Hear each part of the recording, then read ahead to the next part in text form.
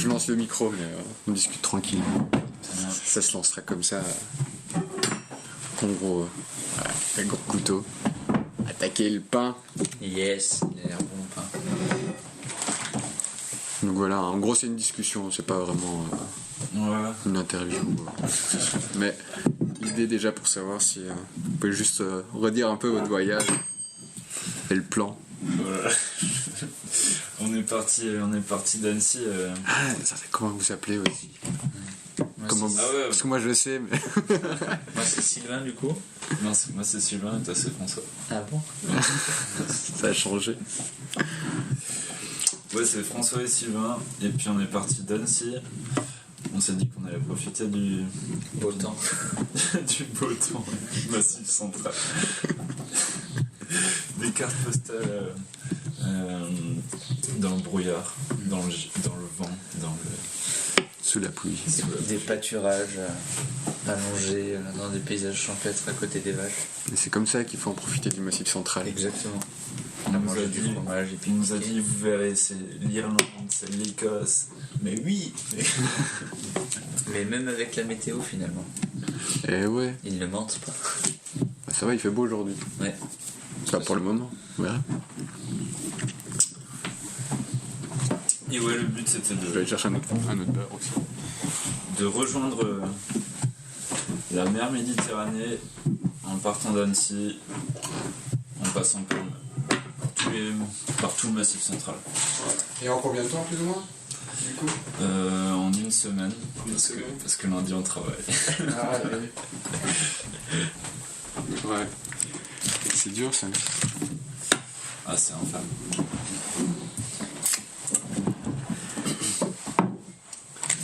Et du coup comment vous êtes organisé Qui fait quoi? Ouais, t'as plus fait les tracés toi finalement, parce que tu les avais déjà un peu travaillés. Donc on les a réajustés après tous les deux, mais on a fait quand même un peu ensemble sur le contact aussi avec les warm showers qu'on a pu trouver heureusement à chaque étape qu'on a voulu faire. On les avait contactés en avance et on l'a fait un peu tous les deux aussi. Non, François c'est le rouleur, du coup il ouvre. Moi je suis. C'était rouleur sprinter C'est ça. de Flambeau. Dans le braque, j'ouvrais la pour mon sprint. Non mais ouais, moi ça fait du coup c'est l'an dernier pendant le premier confinement que j'ai commencé à tracer sur des cartes et tout. Je me suis dit faut que tu partes en voyage. À la base je voulais rejoindre des copains en Ariège en traversant tout le massif central. Ouais. Ouais, finalement, ils sont plus dans l'Ariège en ce moment, mais j'ai conservé les cartes et toutes les projections que j'avais faites dans le Massif central. Donc on s'est lancé là, dès qu'on pouvait, dès le déconfinement. Dès le déconfinement, ouais. Comme beaucoup de monde.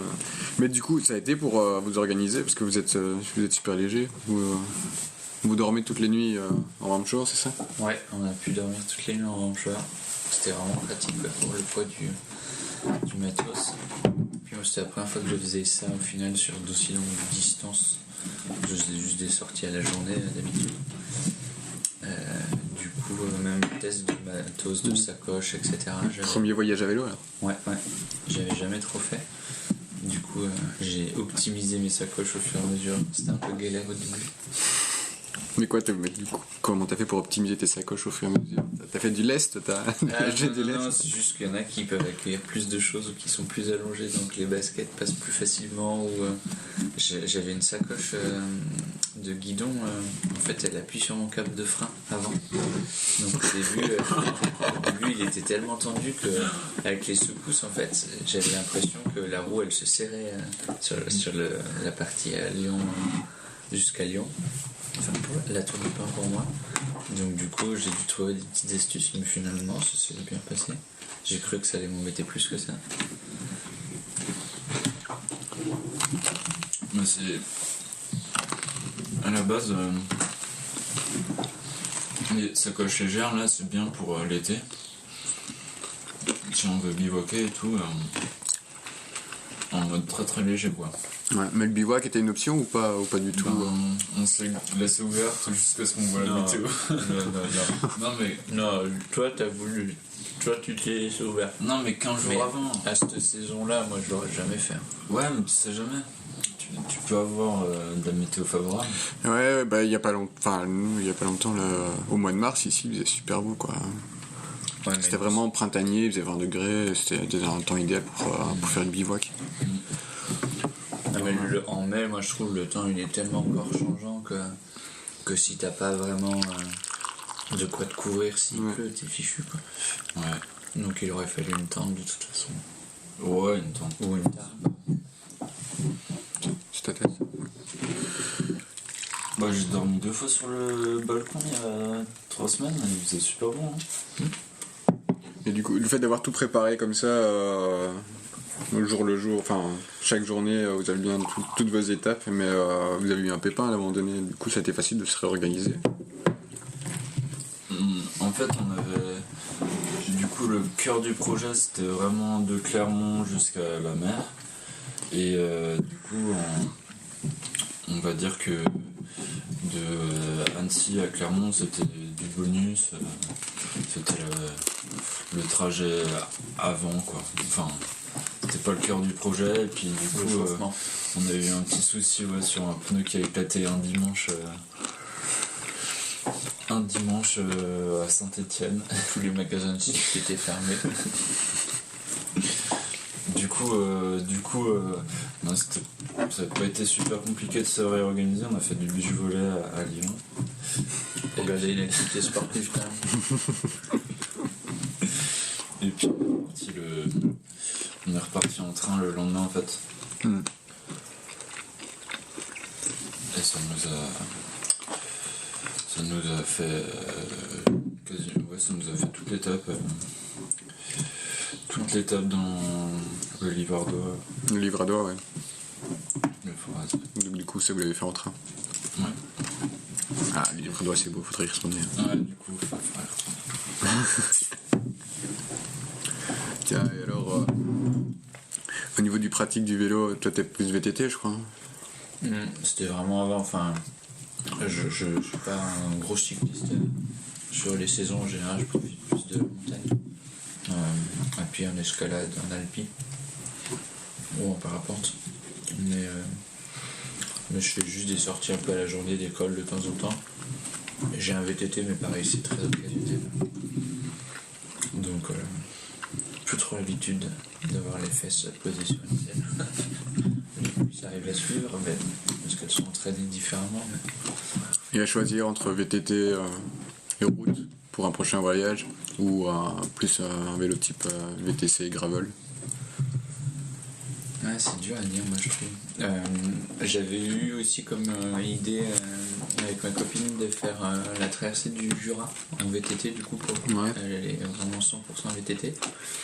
Ça me gênerait pas de faire en VTT. Et le Jura, je pense que ça peut être chouette à faire. Mais j'ai bien aimé là l'option route, dans le sens où tu peux enchaîner plus de bornes. Tu peux avoir des bonnes sensations de vitesse aussi quand il n'y a pas de vent de face. Et du coup tu vois plus de paysages, je trouve, un peu à la journée. VTT, je l'imagine plus dans mon état d'esprit, sans l'avoir fait sur des longues distances. Il y a le côté technique aussi qui est sympa, on va dire, à la journée où ça peut être cool. Et je sais pas si avec le matos, ne l'ayant jamais testé, les sacoches et tout ça, tu gardes un peu ces sensations là je sais pas du tout. Si ça joue un peu sur ton vécu du voyage. J'imagine qu'en VTT tu dois aussi être en mode assez léger. Pas trop te permettre des grosses sacoches. Et du coup j'ai une sacoche qui peut faire aussi VTT, donc je tenterai peut-être le VTT la prochaine fois. Et toi François, c'est route.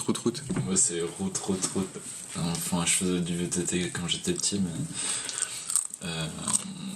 je vis en appart depuis quelques années, donc un seul vélo c'est pas suffisant. Et non, je kiffe beaucoup la route, j'étais élevé au Tour de France. Et non, je suis pas... À un moment donné, j'ai tenté de faire du vélo en club, mais sinon, je préfère plutôt faire des longues distances à vélo, me déplacer sur des longs trajets à vélo. Et c'était le premier voyage pour les deux ou je sais plus. Non, c'est... Pour moi, j'ai fait la traversée des Alpes, j'ai fait quelques petits voyages dans le Jura, etc. En vélo. De route, du coup, en mode à chaque fois léger, comme ça, soit dormir chez des copains, soit dormir dans un sursac de couchage quand il fait chaud, quoi. Et puis, moi, j'aimerais bien pouvoir voyager plus au long cours et du coup changer complètement de configuration, passer vraiment sur un vélo de voyage avec des sacoches et du confort. Mais c'est super agréable aussi d'être quand même assez léger et de pouvoir enchaîner l'école sans vraiment ressentir le poids, quoi. Ouais. Tu peux vraiment enchaîner, c'est super agréable aussi, quoi, sur quelques jours. Ça dépend le temps que t'as, quoi, finalement. Ouais, tout dépend du temps, quoi. Mais moi, ce que j'aimerais bien savoir aussi, c'est donc vous êtes potes, mais vous passez en gros 24 heures sur 24 ensemble, là. Et ça va, de la cohabitation. Enfin, c'est vrai que vous êtes coloc aussi. Donc, on a passé le premier confinement ensemble. Ouais. Ouais. Bon, on avait pris quand même. J'ai pris quelque chose pour le calmer s'il y avait besoin. Dans le premier confinement, il commençait à boire tout seul, le François. Donc on avait pris normalement une petite bouteille, une petite fiole de Genépi. Mais malheureusement, elle a cassé. Oh merde. Dans le sac? Non, elle est tombée en fait d'une des sacoches. Ah. Donc du coup... la tristitude. Avant, c'était sur la première sortie, grosse sortie. Ouais. Mais du coup, on a acheté une demi-meule de 5 hectares à la place. Pour se réconforter. Ça l'apaise moins, mais bon, il était quand même gentil. Mais vous n'hésitez pas à vous séparer, non, de temps en temps, ou vous roulez vraiment tout le temps ensemble? On a tout le temps roulé ensemble, il y a juste hier où on a fait chacun notre vie aussi, parce qu'on avait des sensations différentes et des envies différentes. Mais je crois qu'on le ressent aussi, mais ça nous gêne pas parce qu'on a des étapes qui sont modulables, on va dire. On avait un tracé initial qui faisait pas une ligne droite, qui allait chercher des choses à gauche et à droite, donc on a toujours possibilité de raccourcir. Et du coup hier on a fait plein d'appart, on s'est fait notre petite trip chacun de notre côté. Sylvain avait envie de plus se poser, moi j'avais envie de me défoncer un petit peu. Et puis non, ça fait du bien quoi, de pouvoir faire ça aussi. Pouvoir se séparer, ouais. C'est vrai que nous avec Malo, alors, on roule tout le temps à deux. Donc bon, on se sépare vraiment juste pour faire des courses éventuellement. Ok. Mais j'avoue que c'est la première fois que ça m'arrive, quoi. Genre, ça pourrait très bien partir totalement au clash et puis genre chacun part vraiment de son côté. Non, là c'est genre juste on a fait une journée de notre côté, on avait besoin peut-être aussi de notre moment en solo. Ça te fait du bien aussi, c'est une semaine de vacances où on a quand même eu des conditions vraiment de merde. Du coup voilà quoi, on n'avait pas envie de profiter du soleil de la même façon. Je pense après, si on s'était séparés sur certaines étapes comme à l'Aubrac, je pense qu'on serait pas retrouvés. Non, là on pouvait pas. Là. Il y avait des étapes où on pouvait pas trop tricher. En fait. On serait peut-être même passé dans le journal le lendemain ou le surlendemain. Cherche le cycliste perdu dans le brouillard. Col de Basse-Combe.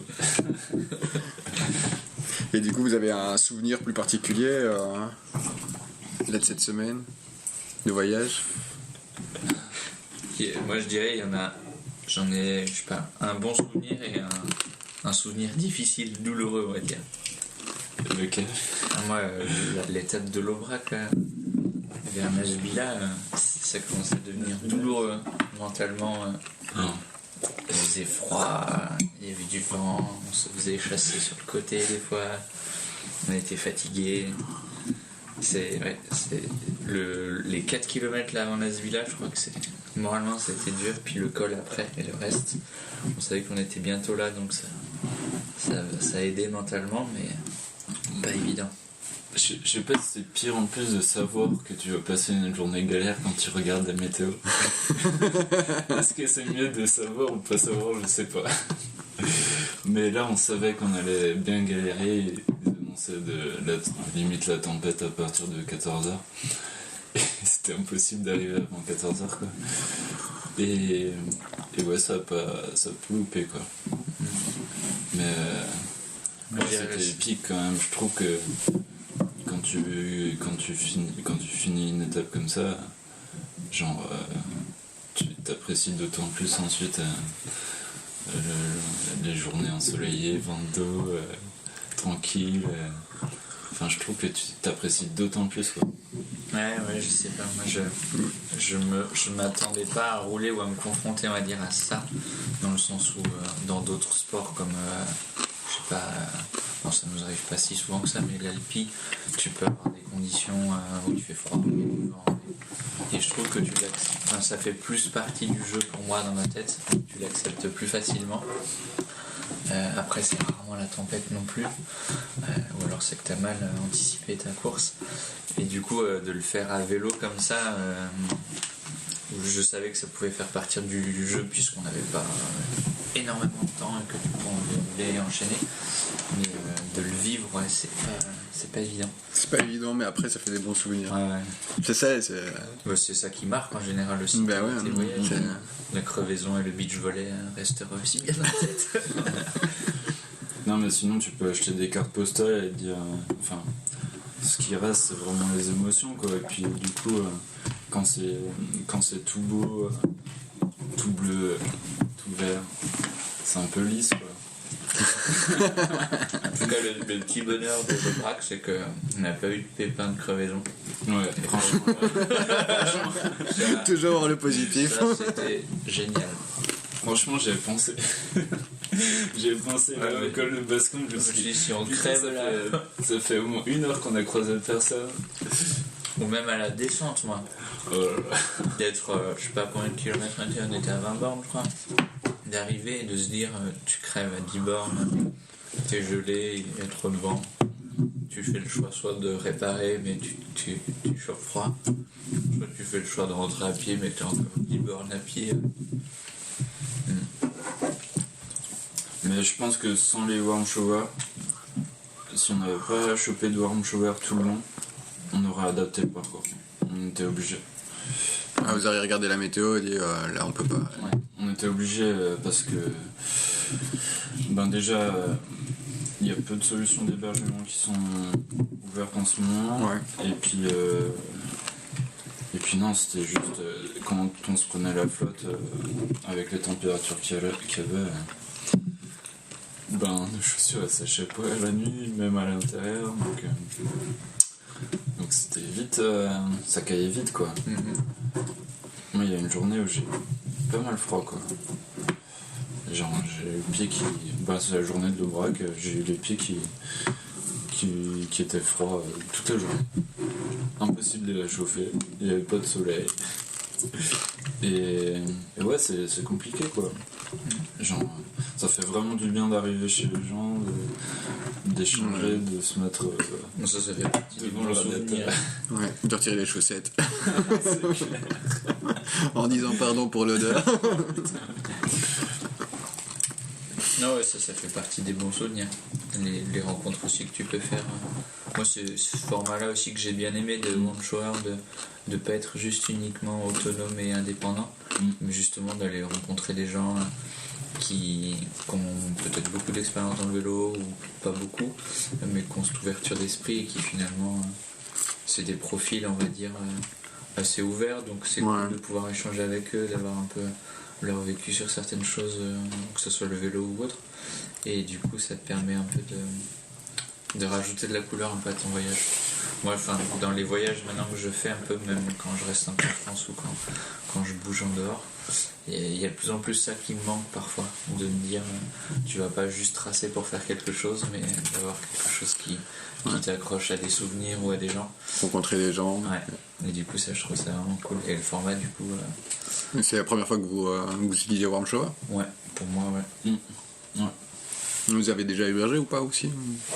Jamais moi. Enfin, je sais que François... Moi je suis sur la plateforme depuis quelques années, mais vu que je suis plutôt dans des endroits où il y a beaucoup d'hébergeurs, j'ai jamais pu accueillir quelqu'un.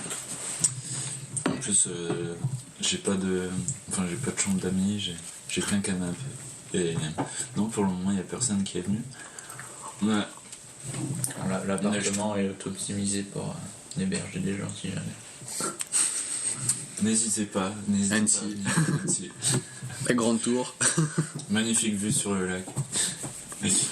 360. Autant assurer toute l'année. Et non, sinon je travaillais dans un Decat, Decat à un moment donné, au rayon cycle, et j'avais vu débarquer des Canadiens qui venaient faire leurs courses. Ça ressemblait beaucoup à des courses de préparation de voyage à vélo, et en fait ils venaient d'arriver en Europe et ils partaient pour un tour d'Europe. Je leur ai dit vous dormez où ce soir et tout, du coup je leur avais dit de passer à la maison et tout. C'était assez drôle, c'était vraiment ce format finalement Warm Shower quoi. Et du coup carrément dans l'échange avec mes parents qui n'ont pas du tout l'habitude de faire ça ou de rencontrer des gens qui font ça, donc c'était juste génial quoi. Et puis des Québécois avec un accent terrible, c'était magnifique quoi.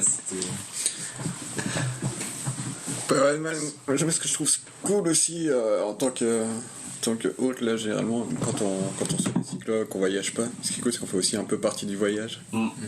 De se dire qu'on fait partie du voyage de l'autre, c'est vraiment aussi très stimulant et très riche. Ouais. Ben, moi j'ai l'impression d'avoir voyagé un peu partout en France et dans le monde. Au fil des discussions avec. Et des récits avec des gens rencontrés. C'est assez ouf. Je recoupe un peu de pain ou... Ouais. Vas-y, sur-toi. Ça donne des idées aussi de choses à faire éventuellement. D'adaptation, de modulation. Ouais, et alors, tu parlais de la traversée du Jura là, à vélo. Il y a d'autres voyages qui vous donneraient envie? À vélo ou sans vélo? Plutôt à vélo, on va dire. Attends, je vais faire un petit peu de bruit là, du coup. Je leur découpe aussi, François? Ouais, allez. Petite tranchouille.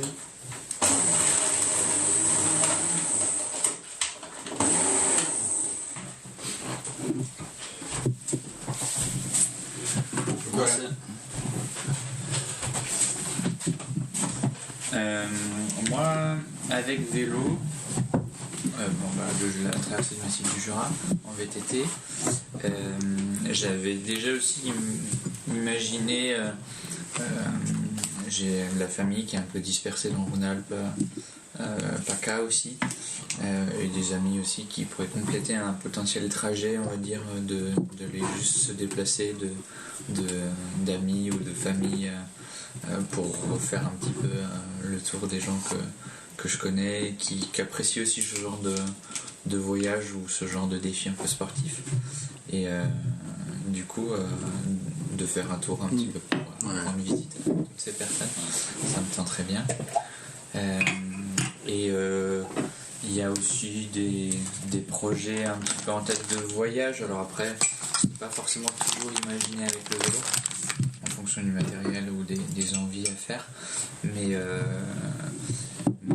comment dire, c'est aussi quelque chose qui me trotte de plus en plus en tête comme moyen de transport, on va dire, aussi dans certaines activités.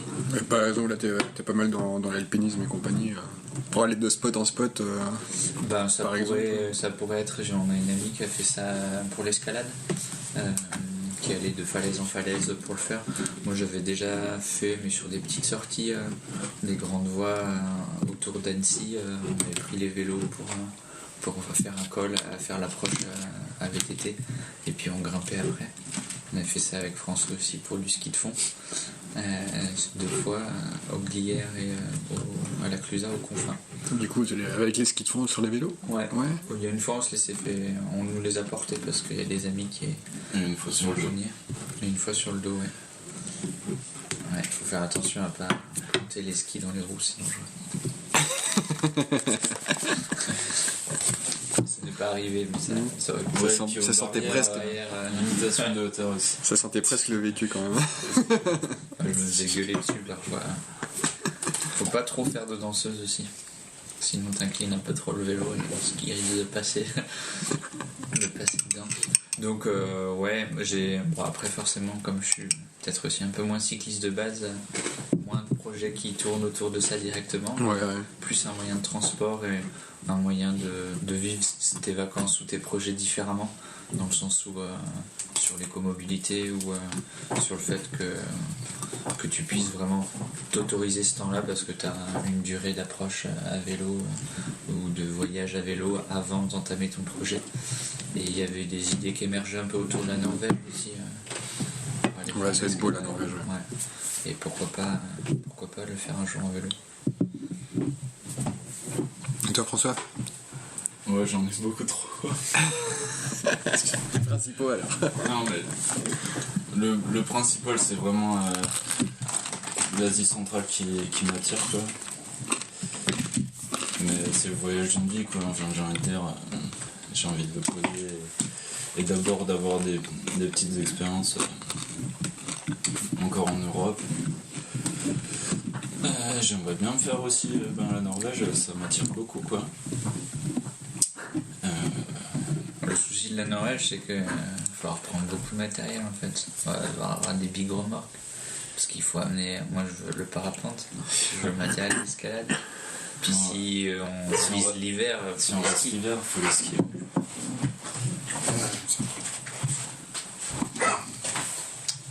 Du coup, ça fait un sacré pactage. Ouais.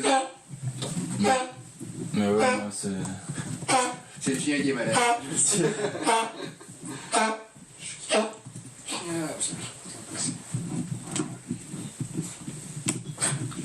On avait vu des petites vidéos pendant le premier confinement de gars qui avaient fait Autriche jusqu'à quasiment Nice en vélo ski de rando aussi. C'était assez drôle. Et niveau ok, je crois. Donc ils ont fait la dernière étape jusqu'à Nice en ski de rando, c'est ça? Ouais, ils ont dû attendre quelques années avant qu'il y ait les bonnes conditions de neige.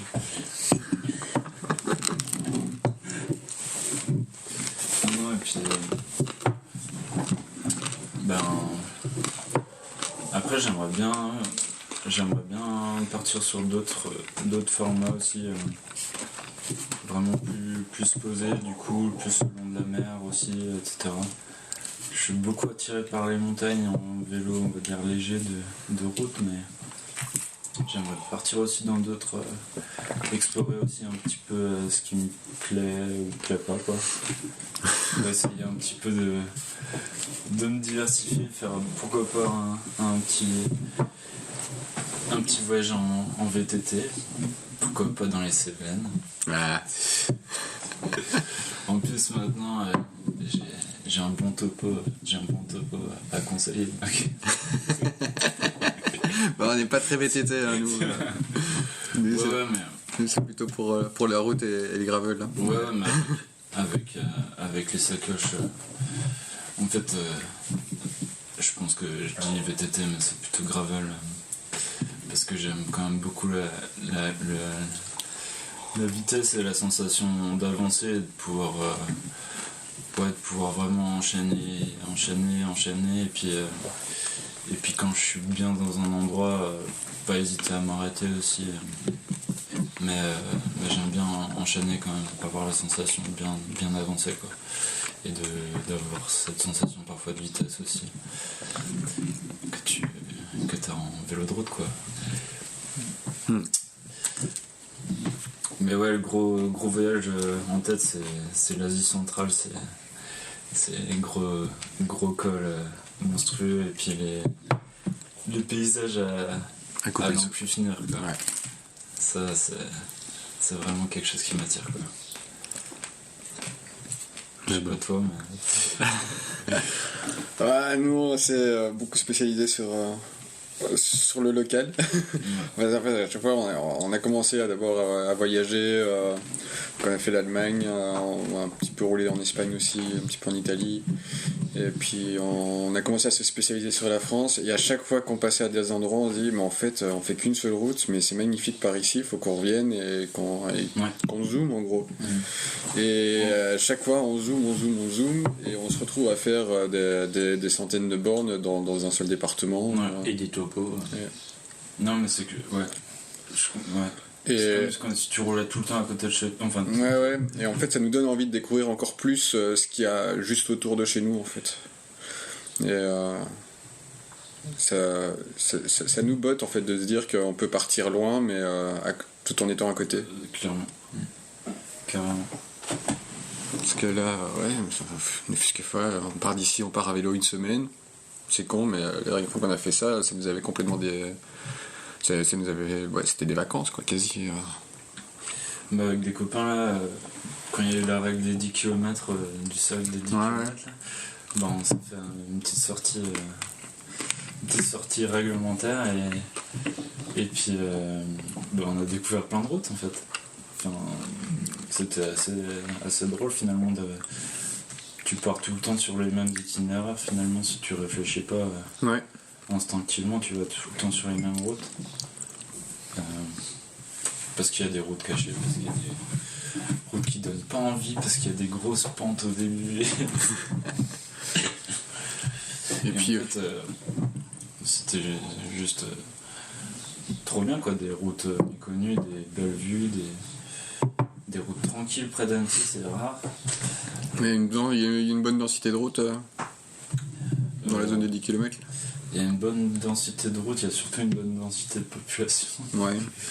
Non. Et surtout autour du lac, là, j'imagine. Ouais. En fait, quand tu sors des montagnes, il y a une bonne densité de route, mais en montagne, c'est assez vite limité, quoi. T'as une ou deux routes par vallée. T'as des cul-de-sac, en fait. Je pense pour le coup, peut-être qu'en gravel, t'as beaucoup plus de liberté. Non, parce que du coup, tu peux profiter des DFC pour traverser. Il faut savoir où tu vas quand même. Parce qu'il y a moyen que tu tombes sur des chemins un peu rudes.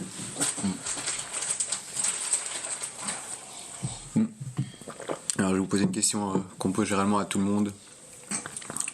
Alors, comme c'est pas beaucoup, en plus, ça a beaucoup de pression. Alors, en une phrase, plus ou moins, pour vous, c'est quoi le voyage à vélo ? La première idée qui vous vient à l'esprit, hein, en gros.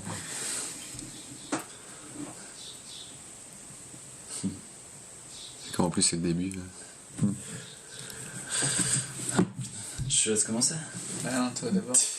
C'est un peu plus que moi ce que c'est, finalement.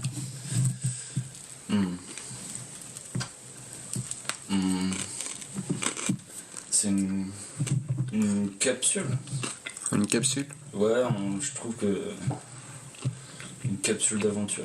Enfin, pour moi, c'est vraiment pouvoir s'évader très rapidement, faire le vide. Pour moi, ça me permet vraiment de faire le vide, quoi. D'avoir mal aux cuisses et puis de rencontrer des gens cool, quoi. Et toi, Sylvain? Moi, je dirais que c'est un peu vivre une aventure de façon de par tes propres moyens. Et ton vélo et tes cuisses t'emmèneront là où tu pourras, mais tu es libre de choisir les composantes pour y arriver et l'aventure du coup que tu veux vivre et les rencontres aussi que tu veux faire. Ouais. Mais bah, c'est beau tout ça. Et toi, ah non, c'est pas mon podcast, c'est pas mon interview. Si. T'as dit que c'était une discussion. Ouais, c'est vrai, ça, merde. Ah bah pour moi le voyage à vélo, c'est vrai que j'ai jamais réfléchi. Ça y est, on l'a vu. C'est chaud comme question. C'est vraiment profiter de pouvoir vivre au jour le jour peut-être et vraiment profiter de l'instant présent sans devoir soucier de ce qui t'attend, parce que de toute façon ce qui t'attend t'attendra et tu vivras bien aussi, être un peu frita. Et puis c'est faire partie peut-être de j'allais dire, c'est une grosse introspection, c'est faire partie de ton propre voyage. c'est vraiment une sensation c'est en gros ça s'apparente à la liberté, quoi, en gros. Voilà. C'est beaucoup en lien avec je pense la vitesse de croisière, parce que tu peux ajuster un petit peu, mais tu peux pas aller trop vite, tu peux pas aller trop lentement, quoi. Ouais, c'est être conscient de son propre voyage. Ouais, en gros. Faudrait lire, j'ai pas encore lu Guillaume Martin là, qui est philosophe. Ouais. Ouais, on va arrêter ici.